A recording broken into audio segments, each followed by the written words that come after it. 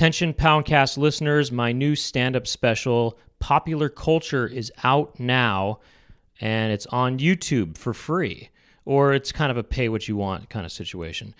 And just look for it, Popular Culture, Brent Weinbach, or you can go to my YouTube channel, Brent Weinbach. All the hot topics are covered, Matt Damon, Michael Jackson. You're going to love it. This episode of the Poundcast is in part brought to you by Factor.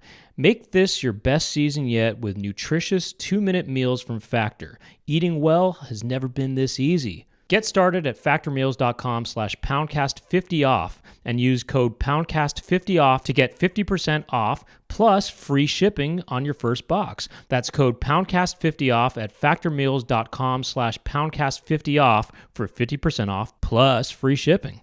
This episode of the Poundcast is in part brought to you by Louisville Vegan Jerky Company. They make Louisville Vegan Jerky. That's right. It's meatless, soy-based jerky, and you can find them at lvjco.com.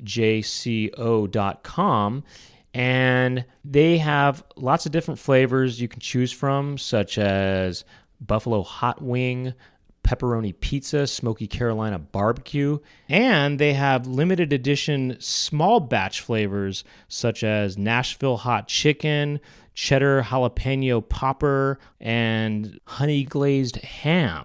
And get this, 10% of sales of this flavor go to the Dare to Care Food Bank, which has been helping out families in Kentucky for the past 55 years. So if you order on the website and use the code word Poundcast, you get 20% off your order. Now, this stuff is bagged in the United States. It has a shelf life of 9 months, and you don't have to order it online. If you want to order it in person at stores, you can find it at places like Whole Foods and Sprouts. And just check out their website, lvjco.com. Once again, use the code word Poundcast and get 20% off your order. Talking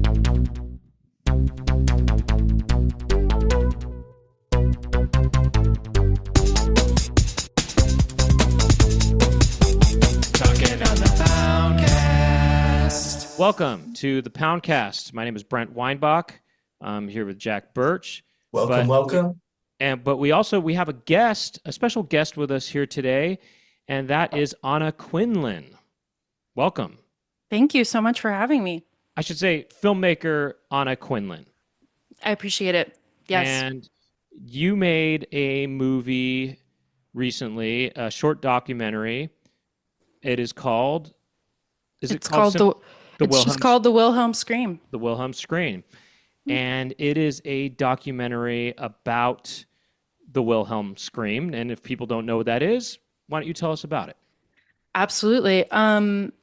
I can do just about everything other than actually imitating what it sounds like. Yeah. But it is essentially a sound effect that you have definitely heard in your lifetime.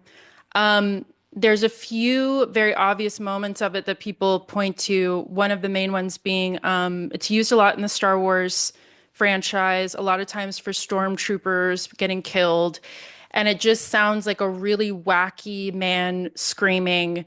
It's always kind of it never sounds natural. And so if you've ever watched a movie and you're like, that just sounded really cartoonish when that guy fell, that was probably the Wilhelm Scream. Mm-hmm. So just out of curiosity, did they ever use the Scream in cartoons? Absolutely. It was originally recorded in 1951, and it was part of the Warner Brothers sound effects library. And so it was primarily used in like Westerns and kind of like action movies in the 50s and 60s by Warner Brothers. But once it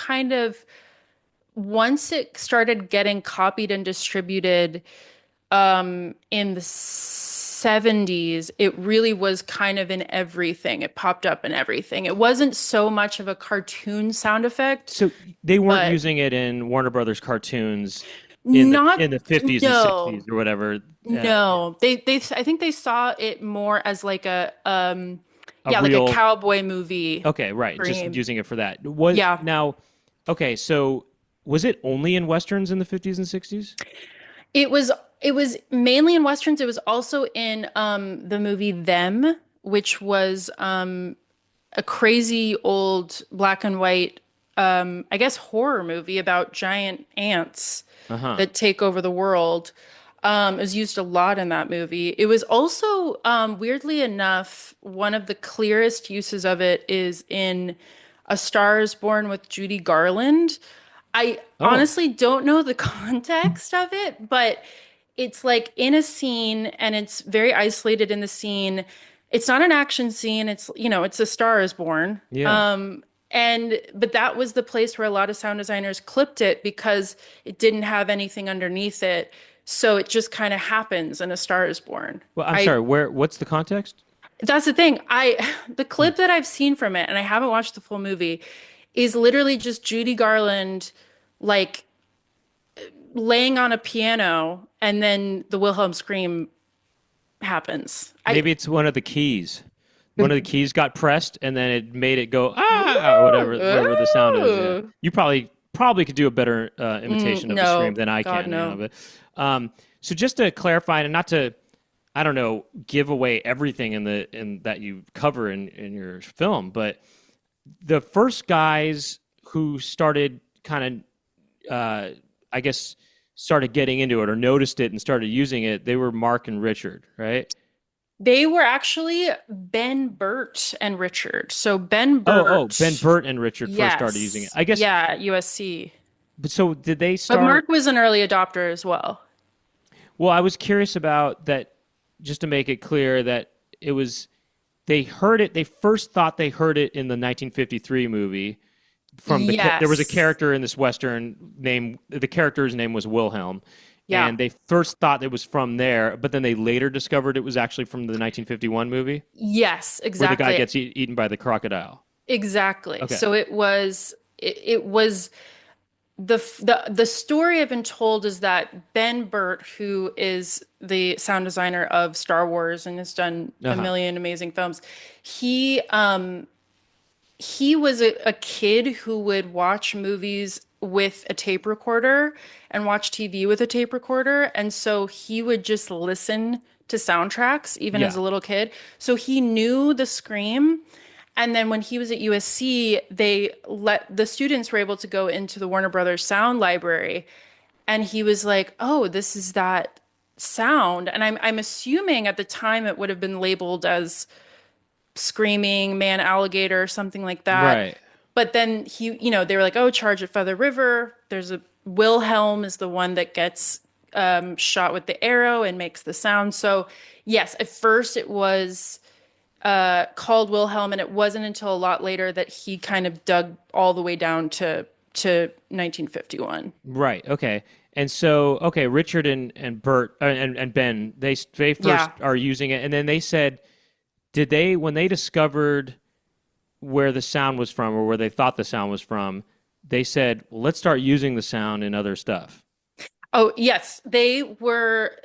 It pretty much immediately became a can we slip it in places? And as they started getting jobs in Hollywood after USC, it was totally just a private thing for just the two of them to be like, I'm going to slip this in and see if Ben notices it when he sees my movie. And I'm going to Yeah. slip this in and see if Richard notices it. And it was totally just that tiny of an inside joke. And nobody at Warner Brothers was when the movies from the 50s and 60s when they were using the sound in movies for the 50s and 60s, and I guess it was used a lot before these guys got Yes. into it.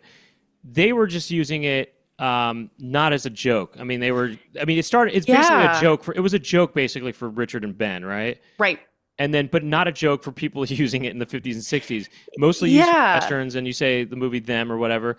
And A Star Is Born, I guess they used it for some Yeah. reason. But Do you that think was all. Yeah, go that's ahead, just Jack. because is that just because they're given like not much to work with, like a I one like have audio to CD or something of imagine. sound effects? I have to imagine because it's so distinctive and it is silly. That I have to imagine that they were just, I mean, a lot of the times the sound department is they're the last department to touch a movie, and a lot of the times Yeah. they'll be left out of the process.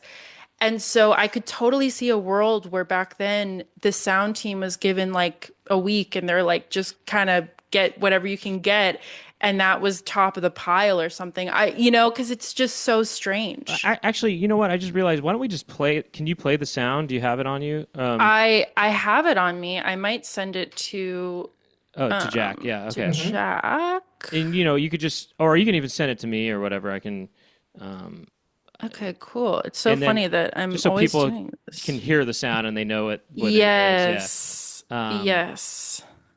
Okay. but while How you're many times looking, have you heard it since you Oh started making the God. film? I I mean, it's weird that I haven't gotten fully sick of it yet, which I think says something about why it's so persistently a thing because it's just something really what made you want to great. do a documentary about it? What made you want to delve into it? Yeah. Yeah, so I let me actually grab it right now so that I can. I should have had this ready to go. Oh, no, no problem. Okay, I'm gonna send this to Jack. Mhm. You can cut all this Yeah, I boring was just right. I was right. stuff. I was writing a note that we can cut this Okay, part out. perfect. Okay. Heard Okay. it then. There we go. Okay, I'm gonna send it right now. Um, So Jack, if yeah. you can share if you share your computer sound, you don't need to share like Should be the video. second one that I sent. So if you go to advanced and you just do share computer audio, you can do it that way. Yeah. Okay, share. Yeah, share computer audio. It's it Uh-huh. under advanced. I got it. I got it. Yeah. Okay. So we'll cut back into this with like what I guess here we'll do is we'll hear you why don't you answer why you got into it and then we'll play the sound. Yeah. Okay. Okay. Um, so I've been aware of the Wilhelm Scream for a very, very long time. It was something that I would notice in movies and TV shows.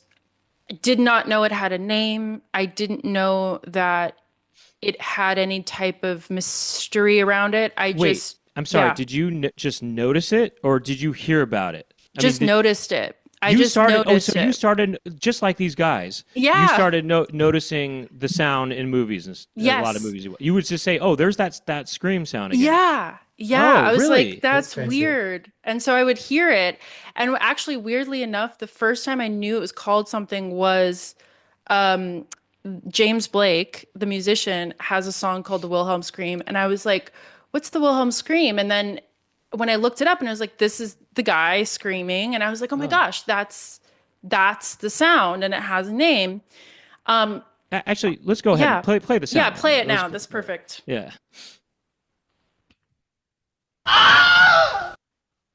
There he Okay, is. so that's the sound, guys. Okay, that's the sound that she and butts of You and other have to people have notice. heard And it. I guess people who are just watching movies all the time, they hear this sound that comes up in movies, and it's someone. It's Play it one more time. everywhere. One more time. Okay, you ready? Okay, so you go. looked it up, the Wilhelm scream, and you found out, oh, this is the scream that I've been noticing. Yeah, I was like, it has a name. And then during this is kind of a long-winded explanation, but it's important because during the pandemic and during COVID lockdown, I was living alone in a one-bedroom apartment. I was very kind of isolated the whole time, and I guess it's important context because I feel like I was even more aware of like wanting to connect with other people. And I was watching Survivor. I watched just so much of, I'd never watched it before, watched so much Survivor. And there was an episode, and I wish I had the clip, but there was an episode where they used the Wilhelm scream in an episode of Survivor Huh. to punctuate a guy like falling off of a. I felt really bad for the guy, to be honest, because it was clear that they were using it because it was like silly the way this guy was like falling off of some tournament like set piece or something. That's right, yeah. But I was like, I heard it and I kept replaying it and I was like, that's so funny. And it made me feel like a little bit better during this period of isolation. And so I know it's an inside joke, but it would be so cool to actually talk to these people who keep passing it around because there's something here about people connecting to each other through this weird, random archival thing. Sound Yeah. effect. Yeah, yeah. Yeah. Okay, yeah. So that's interesting. It started with your own, just just your own, just observation, and then it it turned out this is kind of a conspiracy or something, or Right. there's this bigger picture thing here that it's the secret. It's this secret thing Yes. between sound editors or Yes. whatever, and then Yeah. you just felt, and then it became this kind of thing that made you feel connected, I guess. It was like kind of a way to Yeah. connect. Okay, so that's cool. Now, how did the Scream, did they get used in non Warner Brothers movies? Did they just steal it and they didn't tell, they basically just weren't even supposed to do that, basically, right? Well, the funny thing, the biggest feedback I've gotten recently is people asking me about the ownership of the sound. Yeah. And the thing with sound effects is they just don't have that type of metadata with them. Like they're Hmm. not licensed in that way. And so nobody's had like at Well, no yeah. it's just not nobody Warner Brothers basically has not followed up on all these uses and been like, "Hey, what the hell?" Right. Um So there which is has weird. not been any kind of ownership claim No. or something like Yeah. that. Mm-mm. No, which is strange in the world of intellectual property to have something that's like kind of free use.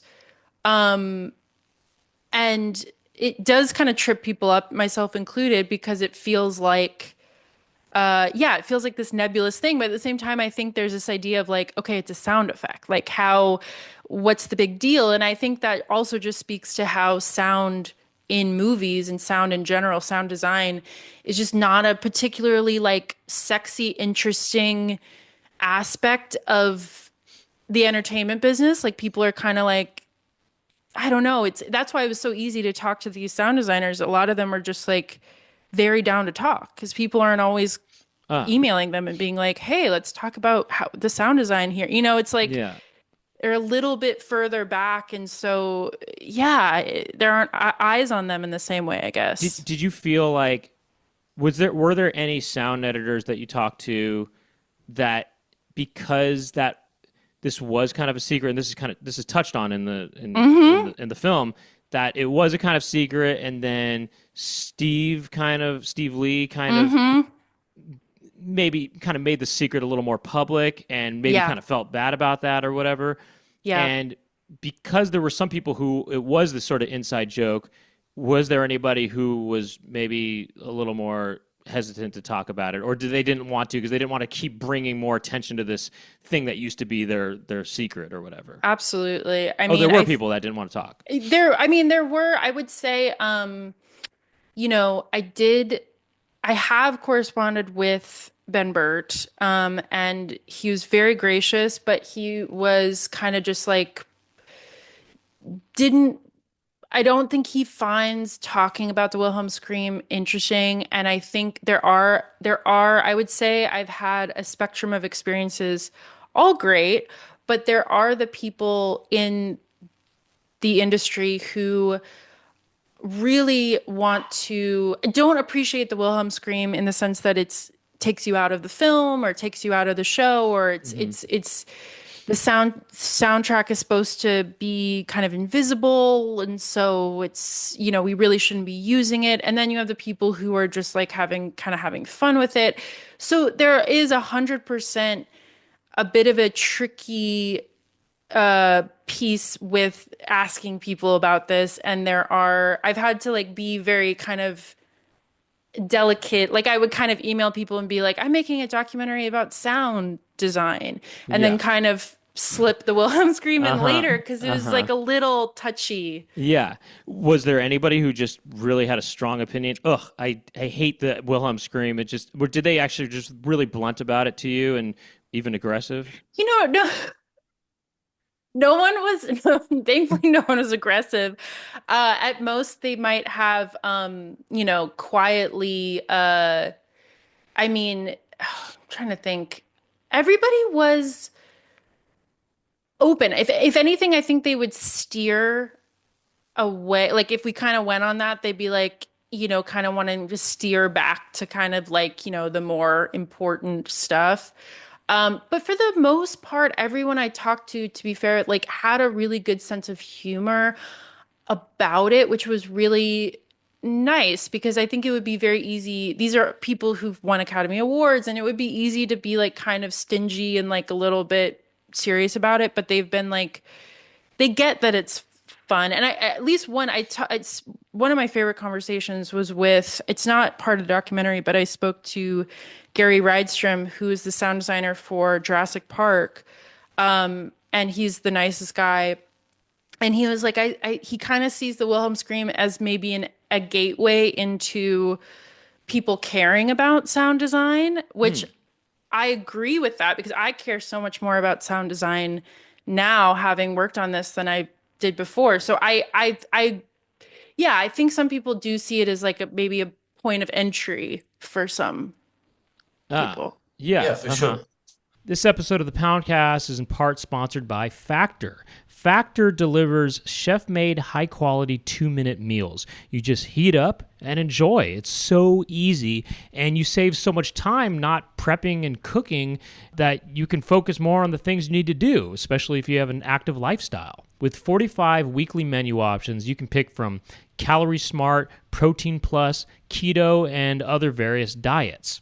I got some Factor meals, and they were all very tasty. I think my favorite of them was the smoky Gouda chicken with roasted red potatoes and Parmesan green bean, or the grilled pork chop and smoked cheddar collie grits. But they were all good. I also got the home-style turkey and gravy with potato celery root mash, roasted Brussels sprouts, and spiced cranberry sauce. I got the creamy Dijon pork tenderloin. I got the blackened salmon. And I got the Romano shredded chicken. A nice variety of meals. And the best part, no cleanup. So get started at factormeals.com/poundcast50off and use code poundcast50off to get 50% off plus free shipping on your first box. That's code poundcast50off at factormeals.com/poundcast50off for 50% off plus free shipping. And now back to the show.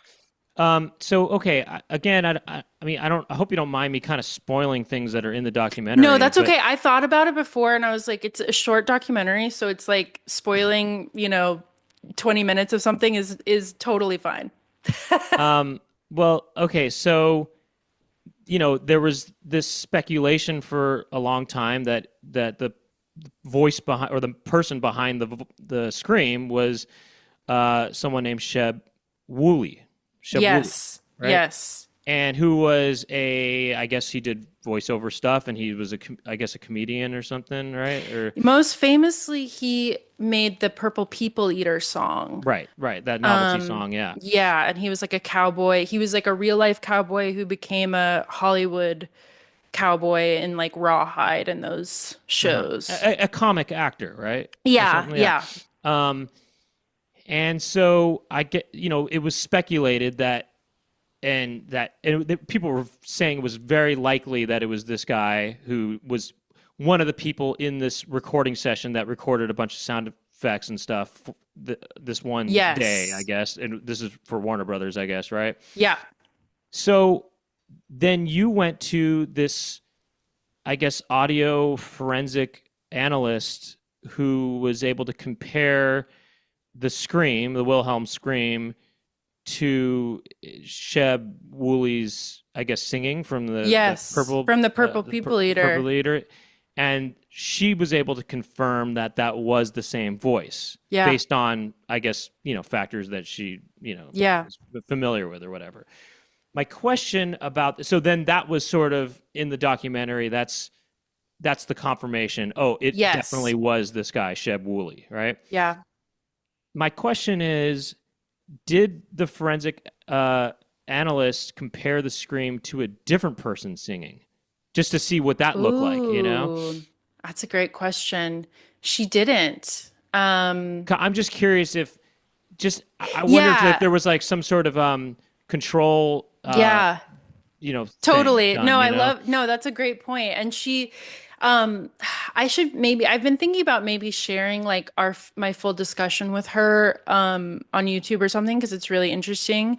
The vocal forensic analyst, Yeah. Rita, she's a forensic vocal analyst. So the types of things she's done before this are she was able to identify someone who was calling in bomb threats. She was able to figure out Hmm. who it was by somehow analyzing the voice to figure out like the size of the room the person was Hmm. in. She could figure out like how tall they were. Like has it's wild the amount of information that is in a voice. And essentially what she had said when she explained all this to me was the specific vocal waves that were created were just not replicable from another human voice. And she even was able to say, she was like, he might have also had a neurological issue. Like she could see that Hmm. granularly into his Really? voice. Okay. Yeah, which is I think it's one of those things where it's very hard to fully grasp it, even talking to her for a few hours. But I've never talked, I mean, I haven't talked to a scientist who was like, this is 100% true or sure. And so I was like, okay, wow, that's, I I guess believe. I guess what I wouldn't would I would like to see, I'm curious about is if you gave her five different singers or five different Ooh, voices and didn't tell her which one was Sheb, yeah. and just And then match them see if up that she way. could match them up, I'm just kind of Yeah. curious. I just so that there's less Mm-hmm. it's hard just to see how strong this Totally, analysis is, totally, so totally. Wasn't she saying people's like vocal frequencies are like they're as unique as like fingerprints, Yes, which is like yeah. super interesting. Really interesting. And I wonder, I mean, I guess there's vocal recognition Yeah, stuff, but I wonder if that could be even more. Yeah, I had no idea it was that unique. And I but guess that to test that, that yes. if these yeah, for vocal sure. imprints are the same as fingerprints or as Yeah, unique as fingerprints, to really show to that. really to see if Yeah, or play with that aspect of maybe there's totally. two maybe two I don't know. You get two recordings with the same person as two samples, and then one of them is Sheb, and then or whatever, or something like that, just to see if she could match them up or Totally. not. I'm Totally. just curious about how accurate that Yeah. is. You know. Throw an Um, No. impressionist in there. Yeah, exactly. Yeah. yeah, that too, That would be or great. have someone try to recreate what Sheb Yes. sounds like to see if that Yes. yeah, just throw in different factors to see, Mm-hmm. and then you know which ones are which, and then she's in there, because that way, and I wonder if there Because she are definitely other. doesn't have better things to be doing with her skill and She Well, has talent. all the time in the world. We just got we to go just back and do it. I just think we want to get definite Yeah. confirmation on this guy, Sheb, Yeah. We want um, to illustrate how for sure this is. well, I just want to see what this, it's like. I mean, did when you shared that? I mean, you show this in the documentary, but when you shared Yeah. it with Steve Lee, who's he Yeah. seems to be passionate about the Wilhelm Scream, right? And Yes. um, did how was he? Did I mean was he really pleased to know that it was Sheb, and or did he not care that much, He or was what? he was I really mean, I know excited. you show it obviously, but I mean, I was Yeah. just wondering behind the No, scenes and if how that. no, he was, Hollywood magic of that being a somewhat of a recreation, which hopefully doesn't ruin it for anyone. But the night that we Oh, were like waiting to hear back from Rita, he was kind of like waiting by the phone, really excited. I oh, think he so the way that the Sheb Woolley thing kind of floated to the top was the real kind of, I would say, like protector and lover of the Wilhelm Scream kind of historically has been Ben Burt. I would Yeah. say Richard Anderson's used it more, but I would say Ben has been the historian. Yeah. And Ben was the one who went to the this was like in 2003 or something. Ben went to the Warner Brothers archives to find the day of shooting audio, filming audio, to look at everyone's names. So he was the first one to see Sheb's name. Then he reached out to Sheb Woolley. Sheb Woolley had just passed away at the Ah. time.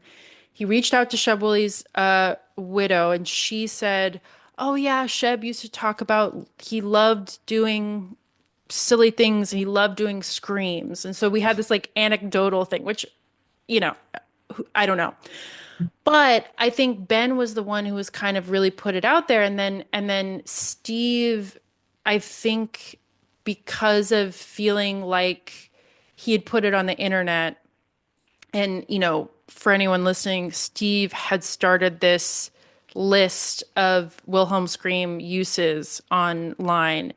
I think Steve always felt like he needed to kind of maybe like kind of do a little bit more research and kind of offer something back to Ben, a bit of like, we have new information. And so I did tell Ben about the vocal forensic research, and he was really happy about it. I think it's nice to have a hunch confirmed, and because he just had done that with just his own research. Like, that was a lot to like go into the Warner Brothers archives and look through all the Well, I, documents. I was curious about that.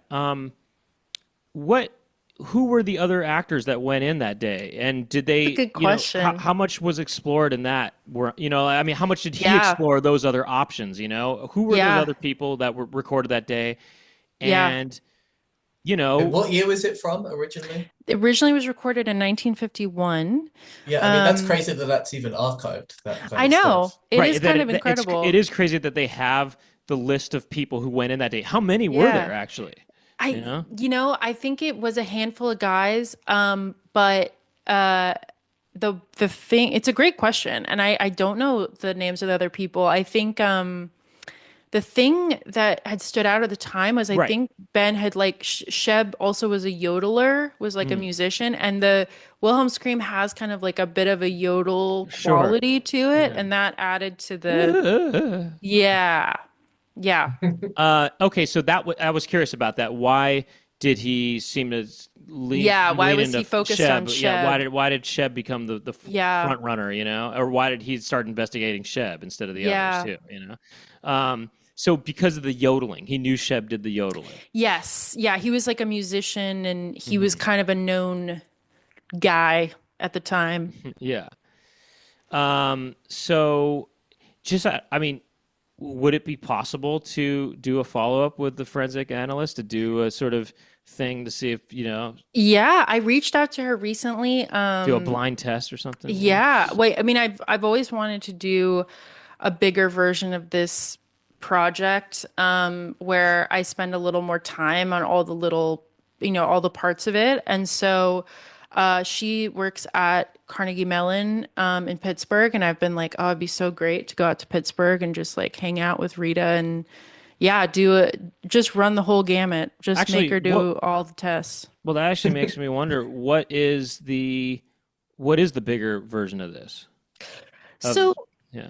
I think for me, the purpose of the project was always going to be, I wanted to make a documentary, and I think documentaries in general should be the story beyond what you can find from Googling a topic. And for me, it was important for it not to just be informational, which some of it is informational, but it's also supposed to be like emotional, like why this happened, what it means to people. And so when I imagine a feature, I imagine it as maybe the Wilhelm Scream is like a jumping off point, but then that leading into just kind of the people around this. I find really interesting. They're all really interesting people. I think working in sound is this kind of somewhat anonymous part of the filmmaking business. And there's something really interesting about spending time with people that are really affect audiences, but that people don't know who they are. Yeah, And these right. guys are so passionate. The composers get a lot of credit for Right. the audio, kind of in a way of a movie, or the way that people feel from a movie is the music, Right. you know, the score.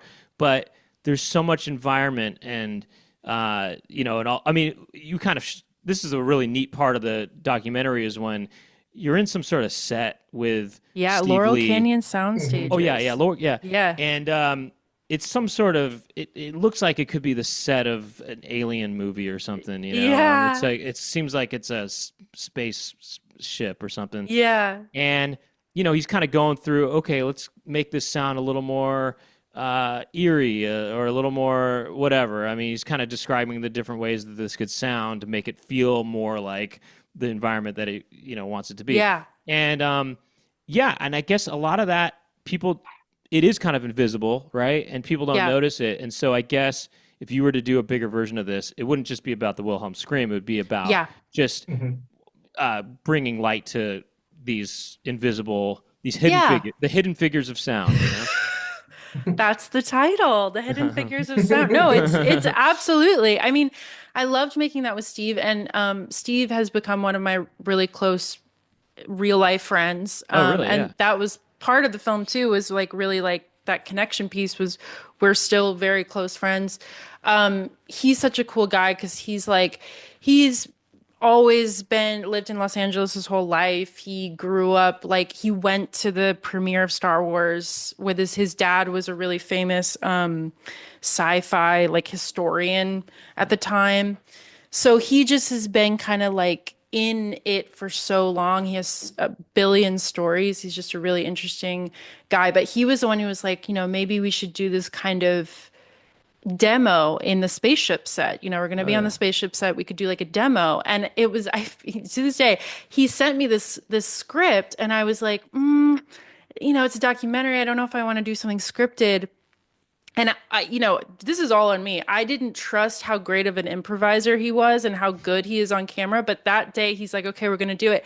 And then he just went into this like David Attenborough, like presenter, like able to like really present. And I was like, oh my gosh, this is great. And he just had a blast. And he's such a sound editor that you see, you know, the funniest part is the raw footage is just him going like, let's make it creepier. And then he's just like a long time, just like, and he's like, or we could make it more like this. Like, did he make those? Head. He made those sounds. He did. He sound edited that whole part. So he has all these great, he has the whole library. And when he's standing in this thing and he's kind of walking us through the different, you know, elements of the soundscape.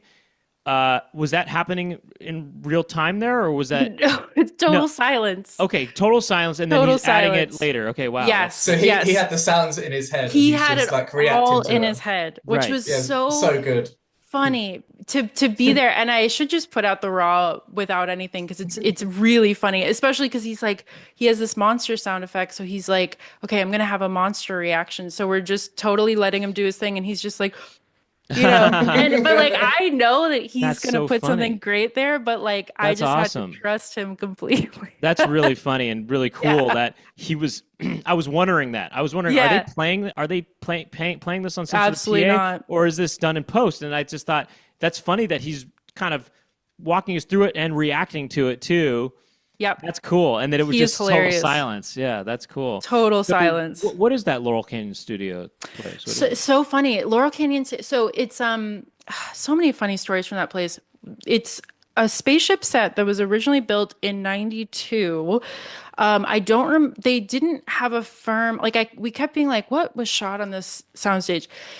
Somebody said, there's like an Aliens and Clowns or something movie. I always forget the name of it. But it was more of like Clowns from Outer Space. Yeah, Killer Clowns from Outer Space. Yeah. So I believe that was shot there. Some music videos. It's a really funny set. It was really, really, really funny to be on a spaceship set because I can't look at spaceship sets in movies the same anymore, unfortunately, because it is all old PC motherboards and like takeout containers and like bottle caps, like spray painted gray. And it looks so great on camera. But up close, if you spend too much time with it, you're like, gosh, this is just a bunch of takeout boxes. And it's part of what's so great about it. But it's just, it's fascinating to see like what looks good on camera, but in person is just not believable.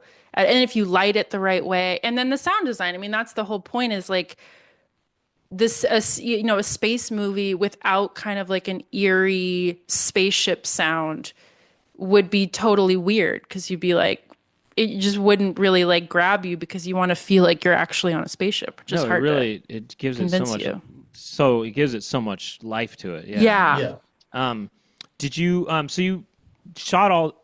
You're in the documentary too, a bit. Yeah, It's kind of partially, I don't know, somewhat personal in a way, right? I mean, which wasn't the original plan. That was a post, and I kind of had to be a little convinced to put myself more in it, and it was a little.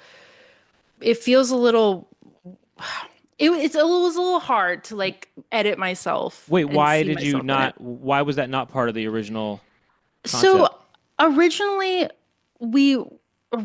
the film was going to be just kind of the informational piece of here are the guys, here's what happened, here's how it got recorded, and then I kind of pop up when Steve is at the old empty lot where Weddington Productions, this sound place was, and I'm just kind of there and I'm like talking and it's helpful for me to be there because I kind of get some stuff out of him. But everyone was like, okay, kind of random that you just pop up as this new character, like, 3/4 of the way through the movie. Right. And so at first I just had to figure out how to kind of integrate myself into it. And then I realized that like the story is ultimately more interesting if I explain why I care about it. And so I think it ended up working, but it was tricky to figure out how to be a part of the film, but not, it is ultimately a film, it has to be partially about me because I'm part of it. And I think any film is about the filmmaker. But yeah, it was kind of an interesting, I just didn't want to like people to be like, oh God, she made like a movie about herself or something. Like I just was like nervous about that. Oh no, yeah, no. It doesn't come out. It just seems like a way in, like a framework. Yeah. That's good. But it's what did you? This is cinematography. Is that? Who did that? That's my friend Max Mueller. He's an amazing documentary filmmaker, cinematographer. He's like, I trust him with everything. We actually just shot another short doc piece at the Vintage Computer Festival in New Jersey, which was so much fun. It's a documentary about old computers.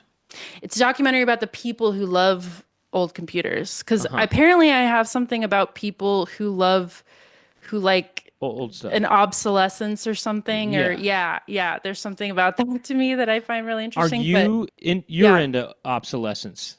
I've realized that I am into obsolescence. Do you ultimately want to be just working on film, actual film or whatever? It would be my dream is to edit like actual film Reels, absolutely. I mean, ridiculously unaffordable, but although I've recently been wanting to try there's this great artist, I can't think of her name right now, but she prints frames, like literally screenshot frames of films and then prints them out on printer paper and then kind of like messes with them on the printer paper and then scans them back in, and kind of like some of the filmmaking techniques that are a little bit more hands-on, I think are really cool and really fun. But when I went to the Vintage Computer Festival, the main thing, and I thought of Legacy Music Hour because it was the sound of vintage. So it was about all these old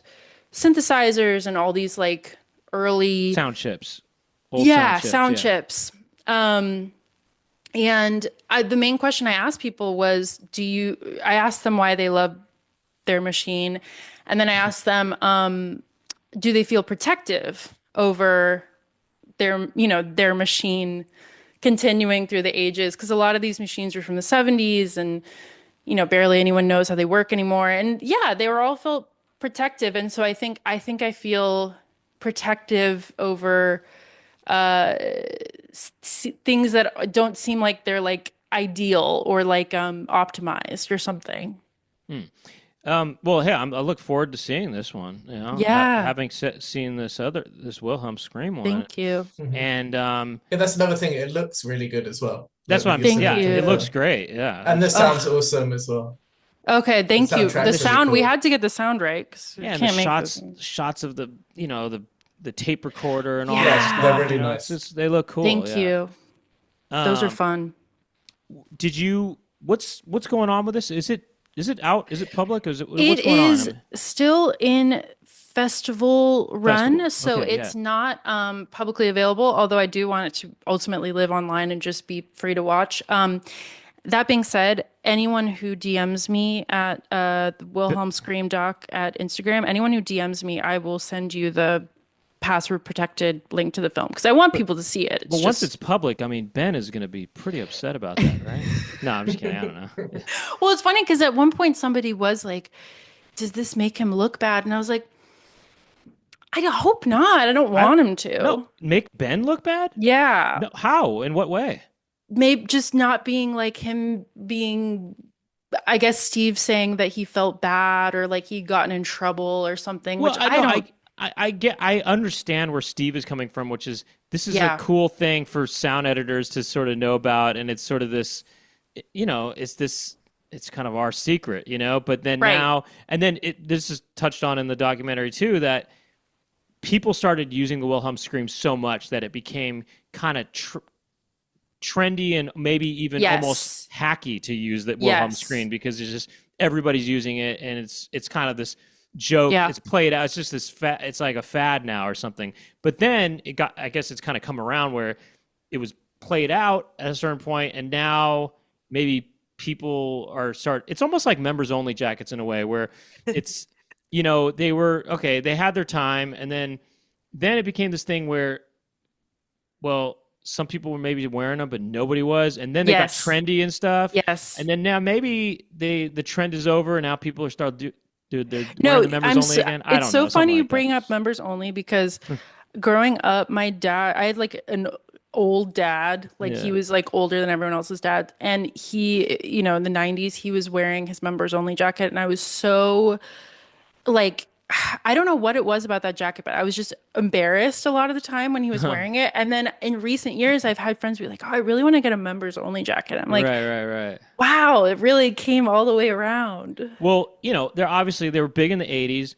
Then Yeah. in the 90s, especially in the mid 90s, maybe mid to late 90s, nobody was It's a wearing great members jacket. only.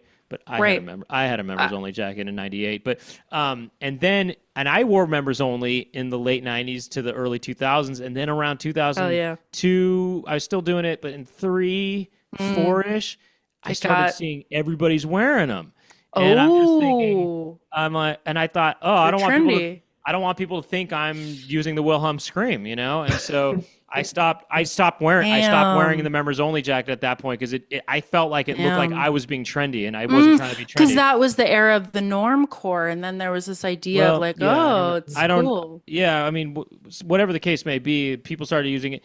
Now I feel maybe it's not like that anymore, but anyway, I think it's safe. Yeah, but I'm kind of still. Maybe I'm still. I don't know. I don't really wear it anymore. But okay, so I'm for it being Yes. used in loads of things. Yes. What, Whether it's Wilhelm? tropey or I think it's cool to have You're this pro. thing that like connects everything. Yeah, it's kind of But, like, classic. me and my friends would always love to point it out when it happens in films and stuff. Wait, so Jack, did you know about Wilhelm Scream before knowing about it? Yeah, I knew about it. I had friends that would have pointed it out from films and be like, "Oh, this is this thing." I don't know how they knew about it, but since then it would be a thing that we would point out and stuff. And so I was excited when I saw that you were diving into it. Yeah, it's cool. It's cool. That must have been fun to go.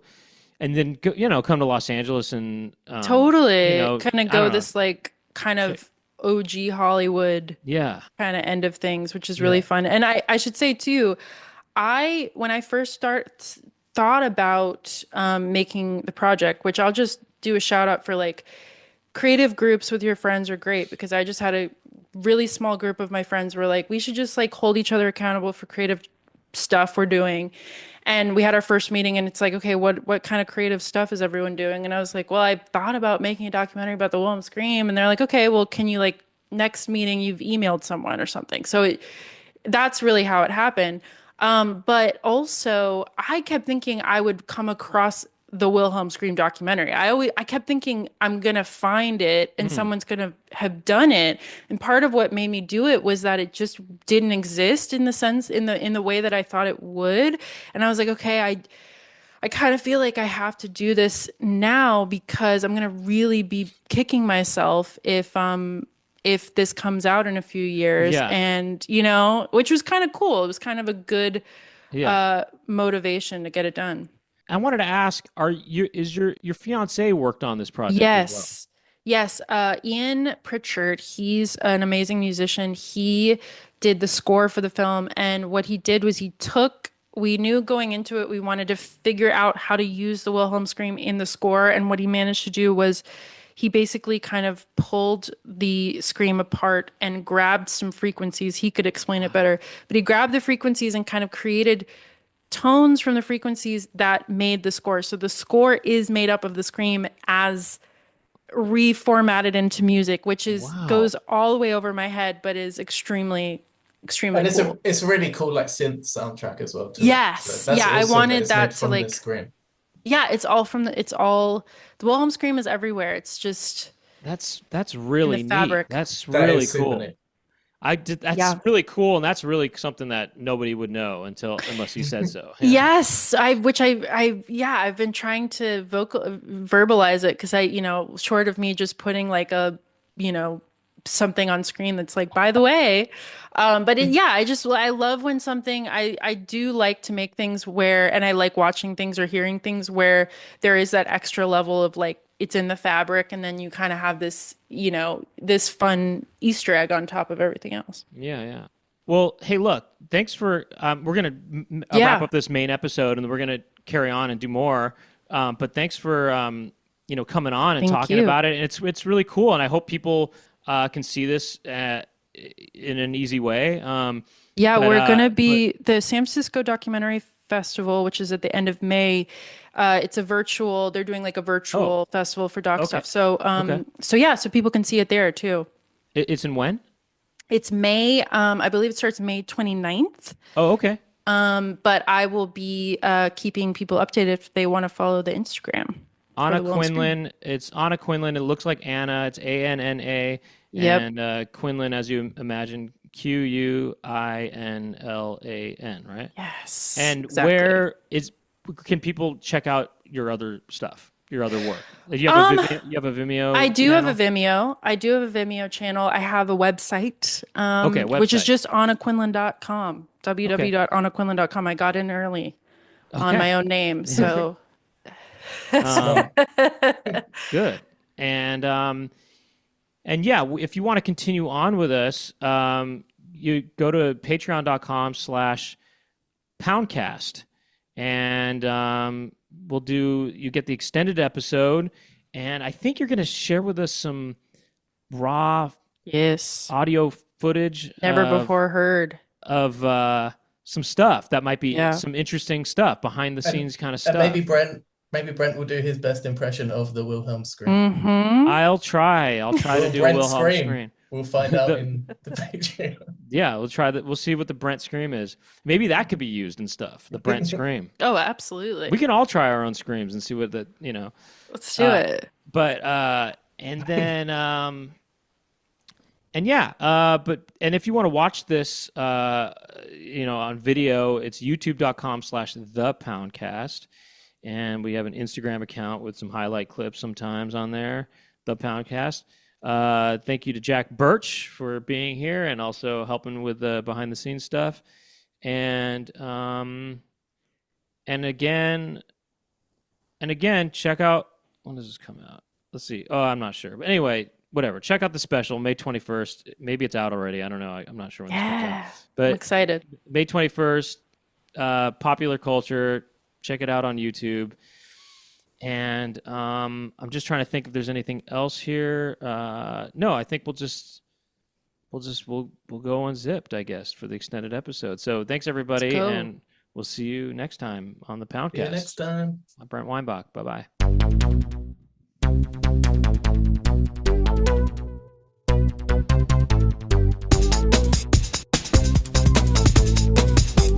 Talking on the